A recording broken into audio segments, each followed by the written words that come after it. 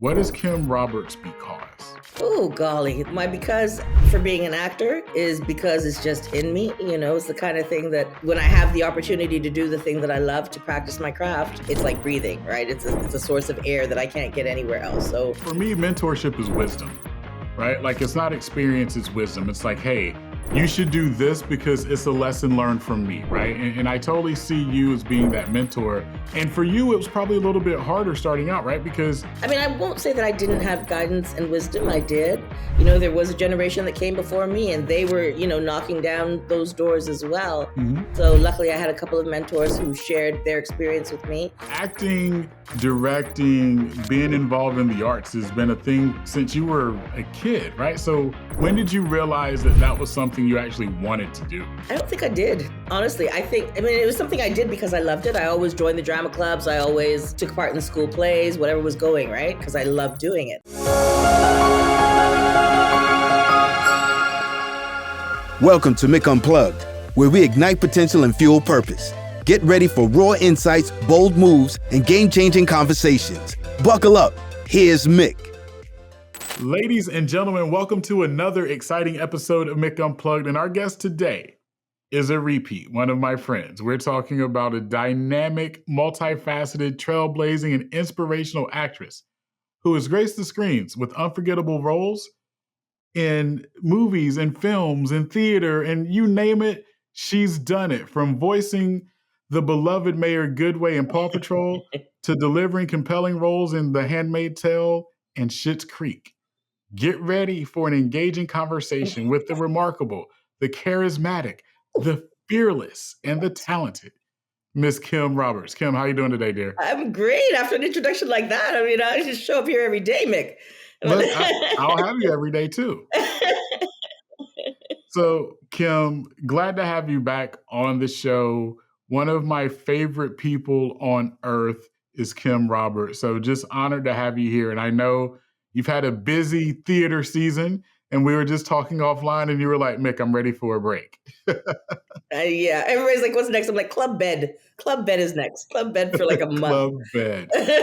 I love it. I love it. So Kim, again, for those that don't know your story and your journey, I always like to start with your because, that thing that motivates you, that keeps you focused on the prize at hand. And if we were to talk about today, what is Kim Roberts' because? Oh, golly. There are a few. My because for being an actor is because it's just in me. It's the kind of thing that when I have the opportunity to do the thing that I love to practice my craft, it's like breathing, right? It's a source of air that I can't get anywhere else. So that would be the because. But there are more becauses. It's also at this point in my career because I am laying track for those that are coming behind me. I feel like I've been doing that throughout my career. There are doors that weren't open when I got into this business that now I see the next generation just flying through. They run in, they're like, yeah, we want this, we want that. And I was just like, thank you. Thank you for letting me be here, when it was my turn. So it's really nice to see the progression. It's nice to see that the work you do opens the doors for others to follow. Working on the play that I did this summer at Stratford, Get That Hope, I worked with two younger actors who are phenomenally gifted, Savian Roach and Celia Loma. And they came with such a level of respect for what Conrad Coates and I had already done in our careers, and they were just eager sponges. And I realized that I still have a lot to share. There are things that I've learned throughout my career in terms of acting technique, in terms of the business itself, that really is valuable to the next generation. So there are many reasons to be doing this, and they're all really fulfilling. Yeah. And, Kim, I love the fact that you are a trailblazer. Right. And I wholeheartedly believe in mentorship. And for me, mentorship is wisdom. Right? Like it's not experience, it's wisdom. It's like, hey, you should do this because it's a lesson learned from me, right? And I totally see you as being that mentor. And for you, it was probably a little bit harder starting out, right? Because you crossed over and did things that most people, I'm being honest, that look like us don't get to do, like voice, film, and theater. Like you are the OG. And I mean that lovingly, right? You are the OG of this. So how did Kim start her trailblazing career without the guidance, the wisdom that you're able to provide people today? Well, I won't say that I didn't have guidance and wisdom. I did. There was a generation that came before me and they were, knocking down those doors as well. So luckily I had a couple of mentors who shared their experience with me. And also most of them were not of color, because at that point in time, there weren't a lot of sisters doing what I'm doing, right? So I had good teachers, very good allies, people who really just believed in my talent and wanted to see me succeed. But also, like I said, it's always been a thing that I love to do. So, I say this to anybody who's pursuing, all the time. They're like, how do you make it as an actor? How do you keep it? I'm just like, if it's in you, it's in you. It's something you're going to have to let out, So just do your work, be good at it, always be working, always be training, whether you're being paid or not. I remember when we started, our friends used to get together, actor friends, and we'd do our own scene study classes, where we'd bring in scripts or pieces of work and we'd work with each other, and then we'd critique each other as actors, and you just kind of got to find it wherever you can. As a kid, my cousins used to make us, not make us, but my cousin used to direct us in performances in summer. So June, school's out, and be like, here's a Raisin in the Sun, learn it. We're doing it in September for the family. That was my family, right? So it was kind of like that. So acting, directing, being involved in the arts has been a thing since you were a kid, right? So when did you realize that that was something you actually wanted to do? I don't think I did. Honestly, I think I really didn't. I mean, it was something I did because I loved it. I always joined the drama clubs. I always took part in the school plays, whatever was going, right? Because I loved doing it. But when I went to school, I come from a West Indian Caribbean household, first generation Canadian. So, as far as my mother was concerned, I had to be a lawyer or a doctor. Those were the options. And when I was 12, I decided it would be doctor. And then I reached my mid-teens. I was like, I don't like blood so much, so maybe we'll do lawyer. And so I went to university. I went to the University of Western Ontario, which is now just Western. And I majored in poli-sci, politics, and I minored in philosophy, which I actually adored. Like if there was a career in philosophy, that would be another choice. And, the thing about it was at that time, in hindsight now, I can see some of the reasons why. But at that time, I just thought I was a bad kid because I didn't like to go to school. I wouldn't wake up in the morning. I kind of make my midday classes, maybe. I played a lot of backgammon with my roommates till like 4 a.m. and then was too tired for class. But, it's interesting. A group of us who were kids of color at Western now, many years later, kind of formed an association called BAWA, which is Black at Western, to help out students with bursaries and support. And in talking to each other, I realized that I wasn't alone. We were all feeling really isolated by being just like, one kid of color in your whole class, right? Like there were maybe 300 to 400 Black kids on campus out of many thousands. And you talk about that first year experience, Frosh Week and all of that bonding, but I didn't really get invited to a lot of those things, right? And what happened is you had the Caribbean Students Organization, which formed its own kind of nucleus, and we'd have parties and events and cook, and it became a family. We became a family. To this day, they're still my family. I'm auntie to everybody's kids and vice versa. And it's strong and it's beautiful. But in talking to each other, we realized how isolated each of us felt in our experience there. So what happened is I needed extra credits because I was skipping a lot of classes. I took a theater course when I came back to Toronto at York University, and it would have given me an English credit, so that's why I took it. And I love theater, but it was taught by the chair of the theater department, Ron Singer, and he did it as a labor of love every summer. And at the end of the course, you get an evaluation, and he sat me down. He said, "I think you could really do this for a living. Would you like to come to York and be a part of our second year stream of theater students?" And I mean, that was a huge honor that I didn't even comprehend. In first year they let in 1,500 theater students, and second year goes down to 200. And so he was just like giving me a fast pass. I was like, thank you so much, but I've got a great schedule next year. I've got no classes before 10, no classes after 3, Fridays off. So I think I'm going to go back. I got a really good apartment. So I just like my life that was happening in London.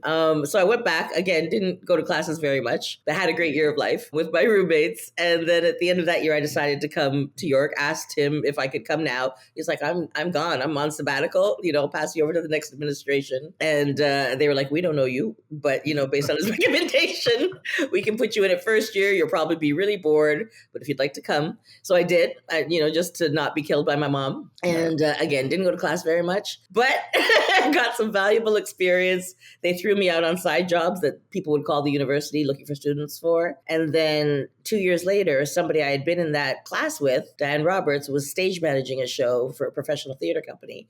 And she called and she said, "I'd like you to come audition for this." And I said, "Well, no, I'm finishing my degree. I finally I got three months left to finish this degree. I'm just going to do it." And she said, "Why don't you do it for the experience?" And it was with a company of sirens, and Audrey Zena Mandiela was directing. And they had canceled the auditions, but she was there just in case I showed up because they couldn't get me. And I showed up, and her daughter was with her, and her daughter climbed in my lap, started playing with my hair, and she was kind of astounded. And she was like, as we talked, she says, well, why don't you just do your piece? And so I did the piece. She said, can you sing? And I said, yeah. And I sang. She said, can you start Wednesday? And that's how my career started. I thank Jujube Mandela for climbing in my lap. A couple of things. One, for the kids listening, Kim said she didn't go to class all the time, right? Like, still go to class. Go to class. We're going to class. Two, what was Diane's last name? Diane Roberts, same as mine, no relation.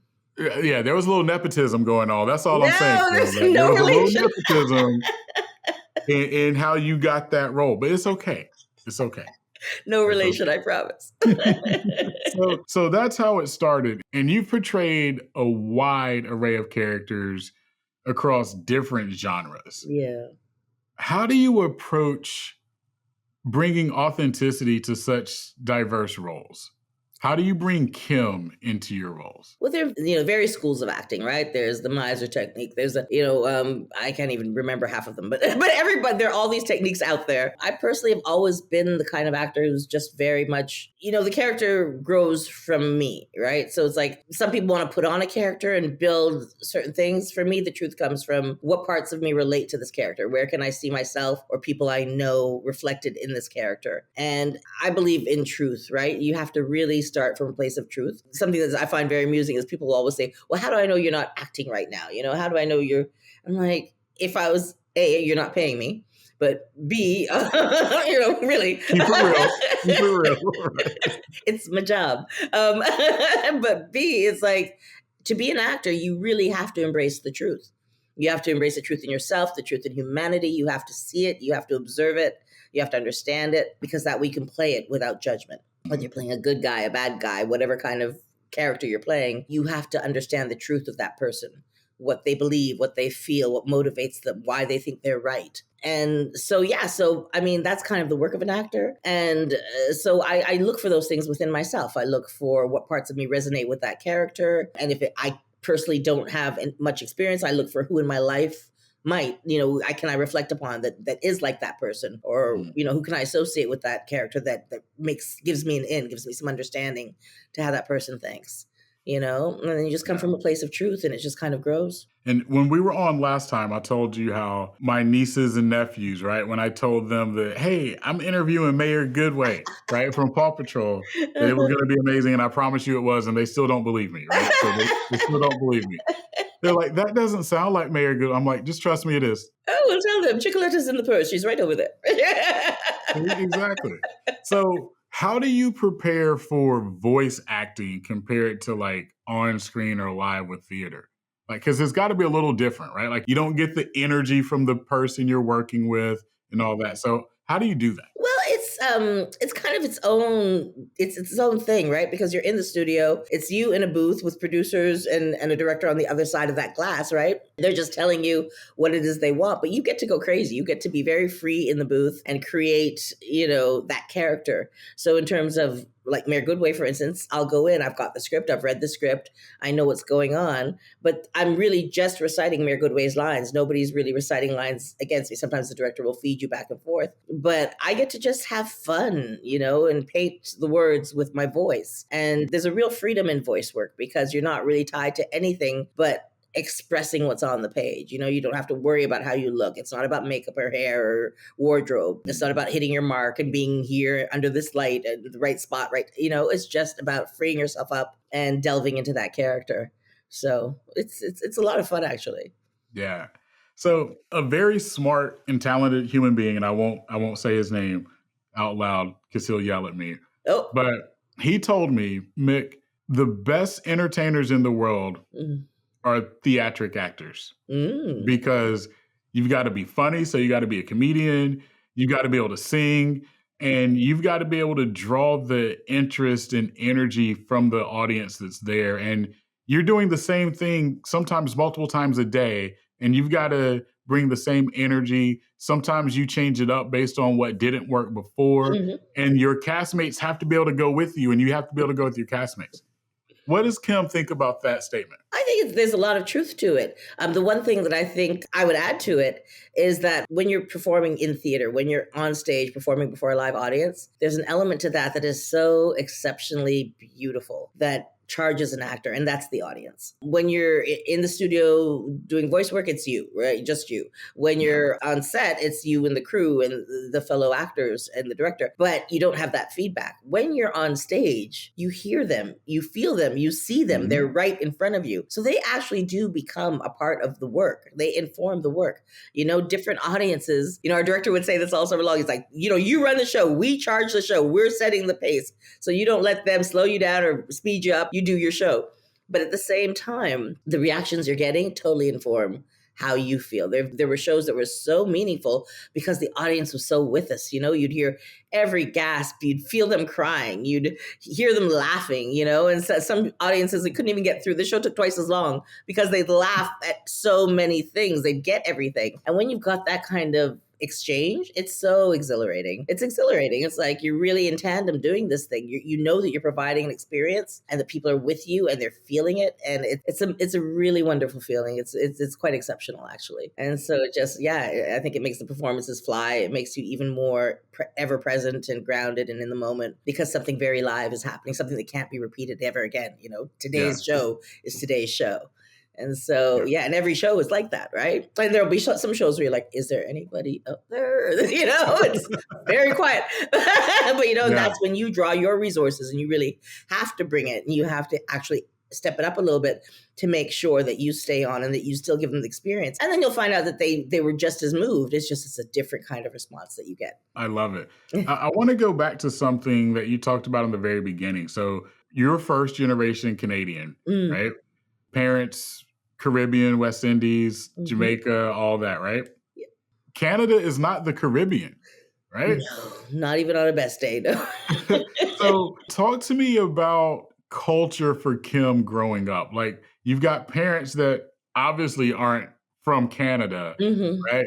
But Kim is in Canada. And for people that don't understand, like, I don't want to say displacement because it's not displacement, but when you've got culture in one place, but home in another place, it can be a little confusing for a child. So I'd love for you to talk through, like, what was that like for you growing up and then establishing your own culture within a culture? So many things.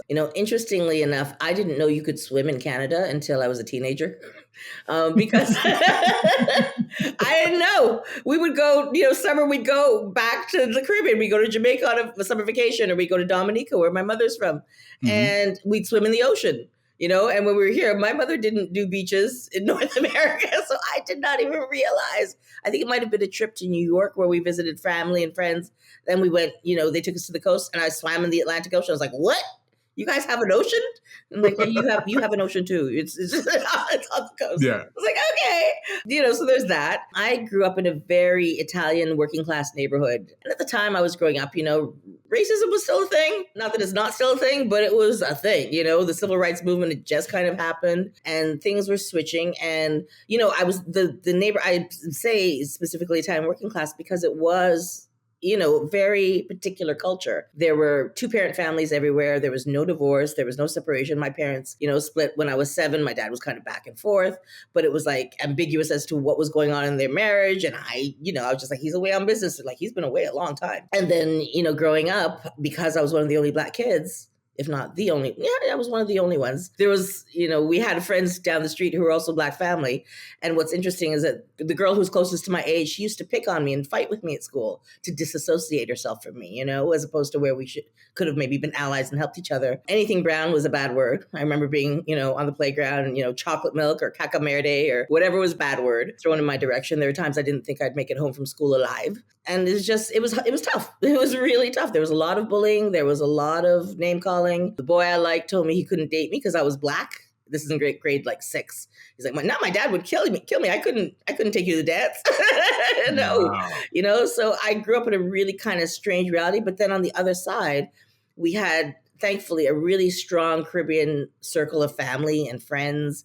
And my mom stayed very connected, and made sure that we were, holidays and just weekends, we'd hang out with our cousins or whatever. So I had on this other side a real validation of who I was and a real love for Caribbean culture. So I think that helped me maintain a sense of self, even though I was being beaten down on at times. It was this real dichotomy growing up. And, but then, you joined the larger world. And as I said, I got to university and there are all these, first generation Caribbean kids there as well. And even though we weren't part of the fabric of the school at that time, we formed our own quilt. And it was so strong and so beautiful. We had the best parties. Kids would come from schools all across the country to be at our, cultural show events and parties and whatnot. And we formed bonds that were lifelong and that were so strong. So, was that quote about something making diamonds? So, sometimes it's the hardship that really forces you to either shine or bend. And, I think hopefully I came out the right end. There you go. Good stuff. So did you have jerk chicken in Canada? Oh yeah. All the food is here. There's all the good West Indian food you can get here.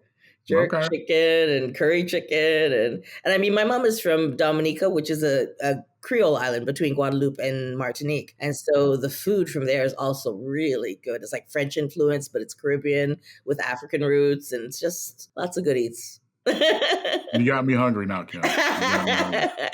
I'm not on a diet, but you got me hungry. That's all good. You'll be doing some Uber Eats looking for your ackee and saltfish after we get off here. I'm telling you. So we talked about theatricals, we talked about voiceover. Now let's talk about on screen. And I'm always going to go each time we talk. I talk to you about Schitt's Creek, right? Like it's just one of those classics. Like it's one of those shows that's going to go down in history, right? Like just classic.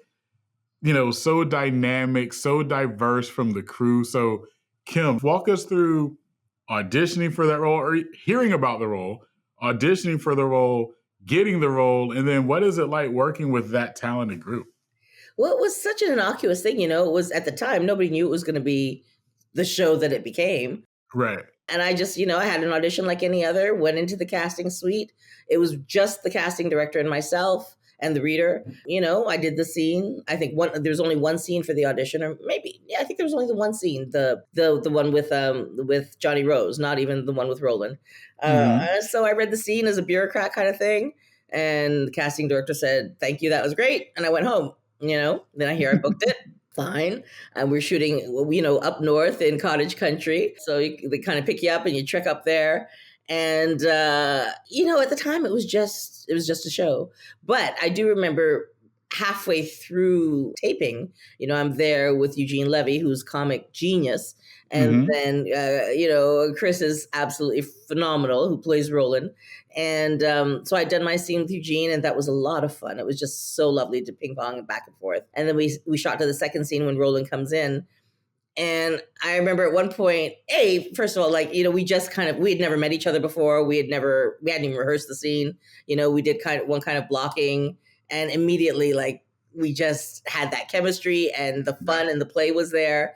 And so it was just a no-brainer. It was just an easy scene to shoot. We just played, we had fun. And then I remember when I go back around the desk and the two of them are sparring, I'm looking at Chris Elliott and I'm looking at Eugene Levy, and I'm like, this is comedic genius in front of you right now. You need to really just appreciate this moment, And so I did have a fangirl moment while being in the scene, being like, yeah, this is, you're playing with the really good talent here. And so that was fun. But, I really enjoyed myself doing that show, we shot the scenes in a day. And like I said, Chris Elliott was just, it was a joy. We just it was very easy, very natural. And lo and behold, the show became what it became. Nobody could have predicted or even hoped for how big it's become. And it's lovely to feel that I've been a part of something that will be iconic, that'll be one of those shows that gets talked about. Like when I was young, we had ours, so.